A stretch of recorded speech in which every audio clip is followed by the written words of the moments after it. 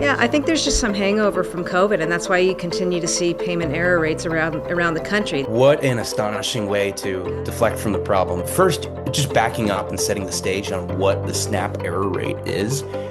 What this represents is an audit that is done every single year of a random selection of SNAP caseloads and making sure folks' eligibility was determined correctly for the program based on information they provided to the state and based on verifications that the state did or did not do. This error rate is actually artificially low for a few reasons. First, it does not include any errors that were made of a dollar value of less than $700 in a fiscal year. So those are blanket exempt under federal law.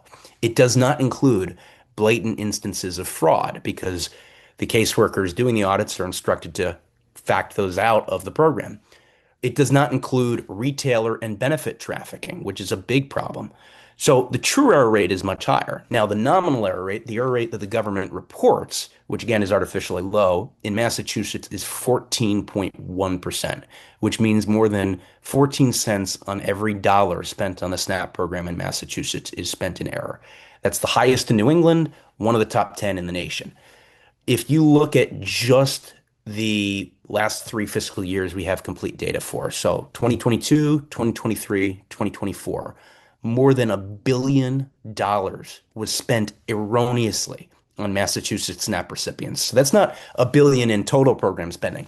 That's just $1 billion in spending in error in Massachusetts alone. I know that during the COVID time, payment errors went up across the country, across all states when it came to this. The Healey administration has really attempted to downplay this. They say things like, well, we have a really low fraud rate, which ignores all these other errors. And lately, the talking point has been this is a COVID problem. It's just flat out wrong. Massachusetts got worse in its error rate after the pandemic ended, while the national average rate and many surrounding states actually saw their error rates improve. So that's clearly not a COVID phenomenon.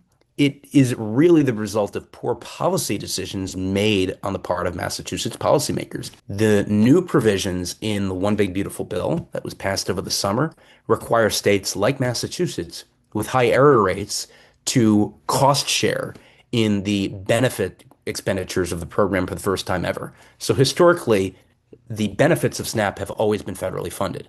Now Massachusetts, because its error rate is so high, is going to have to pick up 15% of the tab. That means about $400 million per year that Massachusetts is going to have to come up with in its budget if current trends continue, which by all accounts they're going to, especially if we continue to hear deflections from the Healey administration. To read the full white paper, The Welfare State, How Massachusetts Welfare Programs Have Grown Out of Control, please visit our website, fiscalalliancefoundation.org. The Fiscal Alliance Foundation is a nonpartisan, nonprofit 501c3 organization. Visit our website to read more about our alternative energy policy studies, sign up for important email updates, make a tax-deductible contribution, and follow us on social media.